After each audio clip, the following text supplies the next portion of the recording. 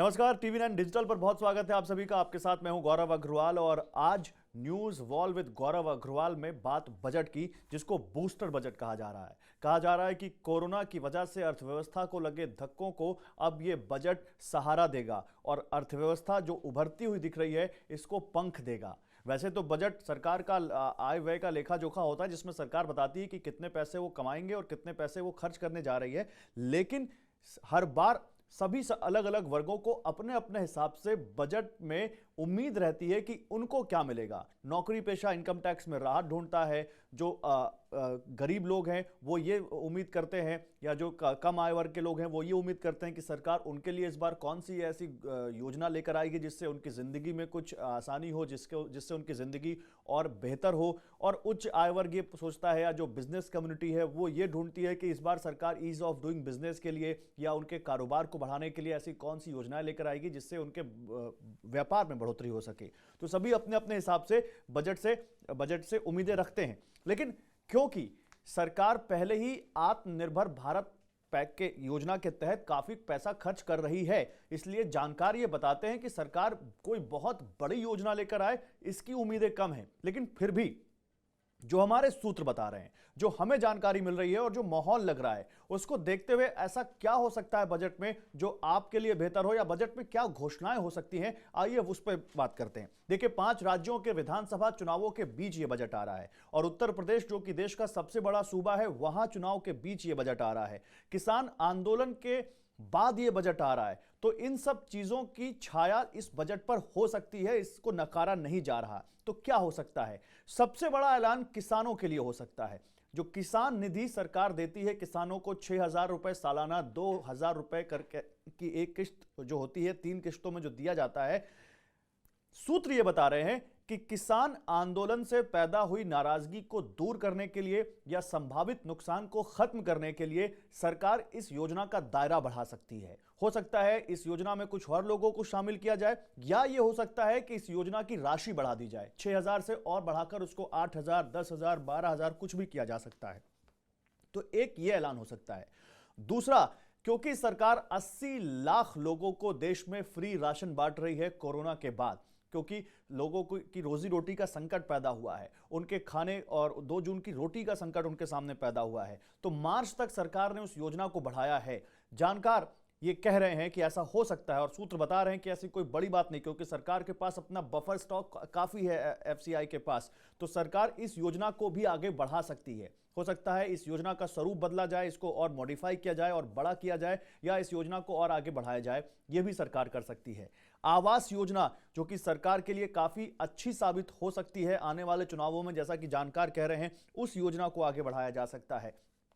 इसके अलावा उज्ज्वला स्कीम का दायरा और आगे बढ़ाया जा सकता है, जो कि पिछले कुछ चुनावों में बीजेपी के लिए गेम चेंजर साबित हुई। तो यह तो हुआ गरीबों के लिए क्या हो सकता है।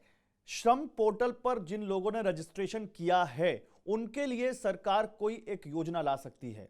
मनरेगा इस देश की सबसे बड़ी योजनाओं में से एक है, या कहें ग्रामीण क्षेत्रों में रोजगार की गारंटी देने वाली सबसे बड़ी योजना है। उस योजना की तर्ज पर सूत्र ये बता रहे हैं, हालांकि ये उसके लिए सरकार को पैसा ज्यादा खर्च करना पड़ेगा और सरकार का हाथ थोड़ा टाइट है, उस योजना की तर्ज पर शहरी क्षेत्रों के असंगठित क्षेत्र में काम करने वाले लोगों के लिए कोई रोजगार की गारंटी वाली योजना आ सकती है। अब वो योजना कैसी होगी, वो स्वरूप कैसा होगा, या उन लोगों के हाथ में डायरेक्ट पैसा दिया जाएगा, ये देखना होगा, लेकिन ऐसा कुछ सरकार कर सकती है। इनकम टैक्स पर आते हैं। इनकम टैक्स में क्या राहत मिलेगी? मेरे और आप अगर नौकरी पेशा हैं तो आप जैसे लोग हमेशा ये सोचते हैं कि सरकार कुछ करे। एटीसी में काफी लंबे वक्त से कोई लिमिट नहीं बढ़ाई गई है, 1.5 लाख रुपए पे हम अटके हुए हैं। 50,000 रुपए का स्टैंडर्ड डिडक्शन है और ये काफी मांग उठ रही है कि इसको बढ़ाया जाए। समय के हिसाब से, महंगाई के हिसाब से काफी कम है। एटीसी में सरकार अगर कम 1.5 लाख रुपए की छूट का दायरा बढ़ाएगी तो हो सकता है 2 लाख कर दे, उससे ज्यादा सरकार नहीं करेगी, यह कहा जा रहा है। और अगर वो नहीं भी होता है तो स्टैंडर्ड डिडक्शन जो 50,000 रुपए का हमें मिलता है उसको 10 से 20,000 रुपए तक बढ़ाया जा सकता है, यानी एक मुश्त छूट। 50,000 की जगह 70,000 रुपए तक का आपको एक मुश्त छूट मिल जाएगी। इसके अलावा आपको मालूम होगा सरकार ने पिछली बार न्यू रिजीम और ओल्ड रिजीम इंट्रोड्यूस की है कि यानी जो लोग ओल्ड रिजीम जिसमें हम बहुत सारे एटीसी के लिए बचत योजनाओं में पैसा इन्वेस्ट करते हैं और फिर उनके तर्ज पर हमें छूट मिलती है, उसमें जाएं, या फिर एक तरफा सरकार कहती है कि आप इतने से इतने स्लैब पर इतना % टैक्स दीजिए और कोई छूट नहीं, और आपको इस तरह उसके कई सारे स्लैब्स हैं उसमें आइए और आप टैक्स दीजिए और कोई झंझट नहीं, आपको कोई एटीसी में पैसा नहीं लगाना, कोई एटीडी में पैसा नहीं लगाना, कोई आपको एनपीएस में पैसा नहीं लगाना। लेकिन उसमें लोगों का रुझान बहुत कम है। न्यू रिजीम में लोगों का रुझान 5 से 6% ही लोगों ने न्यू रिजीम में गए हैं, और वो सुपर फ्लॉप साबित हो रहा है सरकार के लिए। तो उसको और कैसे ल्यूक्रेटिव बनाया जाए, कैसे उसको और आकर्षक बनाया जाए, और कैसे लोगों का रुझान पुरानी व्यवस्था से नई व्यवस्था में लाया जाए, उस पर सरकार कुछ कर सकती है। उसको और आसान बनाया जा सकता है, या उसमें हो सकता है कि कुछ चीजें जोड़ दी जाएं, जैसे होम लोन का इंटरेस्ट वगैरह, ये हो सकता है। क्रिप्टो करेंसी को लेकर बहुत ज्यादा बज था कुछ दिन पहले, क्रिप्टो करेंसी का बज कि क्रिप्टो करेंसी पर सरकार रेगुलेशन ला सकती है, लेकिन वो शीतकालीन सत्र में नहीं आया और अब बजट सत्र आ गया है। क्रिप्टो करेंसी पर सरकार क्या बजट में कुछ कहेगी, कोई टिप्पणी होगी, या कोई गाइडलाइन होगी, या कोई योजना होगी, या कोई वहां पर रेगुलेशन होगा, ये बहुत अहम है देखना। और इसके लिए क्रिप्टो करेंसी पर सरकार कुछ तो कह सकती है, ये तो सब मान रहे हैं। वो क्या होगा, कोई संकेत होगा, या कोई वहां पे सरकार की तरफ से कोई गाइडलाइन होगी, कोई नियम कायदे होंगे, वो होना देखना होगा। लेकिन क्रिप्टो करेंसी पर हो सकता है सरकार कुछ करेगी। स्टार्टअप्स, देखिए आज जो इकोनॉमिक सर्वे आया है उसमें कहा गया है कि 2021 में हमारे देश में कुल 44 स्टार्टअप्स हैं जो यूनिकॉर्न बन गए।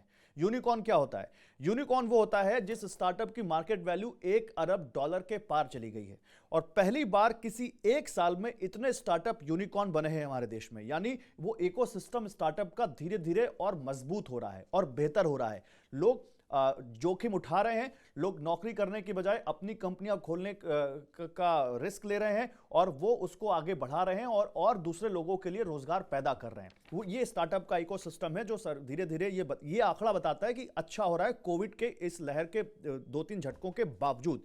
और हमारे देश की कुल यूनिकॉर्न की संख्या 83 हो गई है, 44 के पिछले ही साल बने हैं। लोगों का यह मानना है कि सरकार स्टार्टअप्स के लिए कुछ कर सकती है, स्टार्टअप्स को बढ़ावा देने के लिए कुछ इकोसिस्टम में और बेहतरी की जा सकती है, और स्टार्टअप्स में लोग और रिस्क लें और आगे आएं। आत्मनिर्भर भारत, जिसको प्रधानमंत्री नरेंद्र मोदी का सपना है, आत्मनिर्भर बने, अपनी कंपनियां खोलें, लोगों के लिए रोजगार पैदा करें, बिजनेस पैदा करें, उस पर सरकार कुछ कर सकती है। तो ये कुछ बड़े ऐलान हैं जो किए जा सकते हैं। इसके अलावा मैं आपको बताता हूं और क्या कुछ इस बजट में हो सकता है, जल्दी से, ज्यादा वक्त नहीं लूंगा आपका। गरीबों के लिए जो मैंने आपको बताया, जो कल्याणकारी योजनाएं चल रही हैं वो तो आगे चलती रहेंगी। किसानों के लिए एक जो किसान निधि बताया, उसके अलावा फसल बीमा योजना और सिंचाई योजना का दायरा भी सरकार बढ़ा सकती है। किसान देखिए इस देश की पॉलिटिक्स के सेंटर में आ गया है, और लेफ्ट विंग हो, राइट विंग हो, सेंटर हो, सब किसानों की बात कर रहे हैं। चुनावों में वो मुद्दा छाया हुआ है, तो किसानों पर तो फोकस रहेगा। मैंने आपको बताया कि किस तरह से शहरी क्षेत्र के लिए एक रोजगार गारंटी की योजना पर काम हो रहा है, विचार हो रहा है। बजट में अगर नहीं भी ऐलान होता है तो भी ये मानिए कि इस पर तो मंथन है सरकार के अंदर शहरी क्षेत्रों में।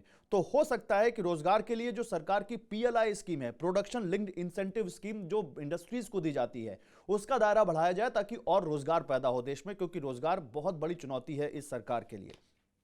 आत्मनिर्भर भारत जो मैंने आपको बताया कि एक योजना सरकार की चल रही है, सरकार उसका भी दायरा बढ़ा सकती है।